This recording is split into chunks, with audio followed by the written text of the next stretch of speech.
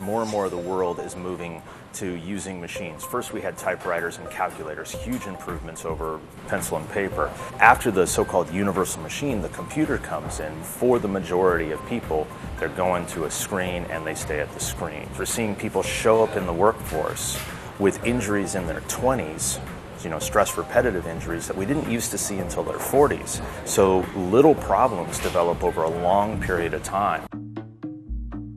We went through this phase where sitting is the new smoking, etc. And so people said, oh, well, it's the opposite of sitting is standing, so we should just stand.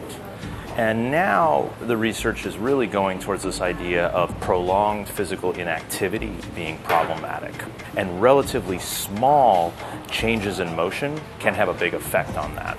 If you take people working in cubicles, and what we found was that people who tended to have obesity were seated 2.25 hours or more than people who were lean. Don't worry, nothing will fall on you. We wanted to make a system that was really easy to move throughout the day by lowering those barriers to movement and making it very easy for the person to move, but without interrupting their workflow. What we believe is different tasks are best done in different positions. If I'm on the phone, I want to be standing. I want to even maybe be pacing. But if I'm doing something where I really need to go into deep thinking, then I really want my body to be comfortable. So what we're trying to do is how do you get the computer to move to where the body wants it to be, and to be able to do that at the press of a button so there's no barrier to movement and your work just keeps flowing. So what the workplace of the future looks like in 10 years, on one hand, not predictable, because less than 10 years ago,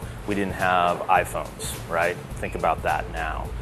On the other hand, it probably looks a lot like it did 10 years ago, which on the surface is very similar, but in the details and the way we interact with stuff, very different.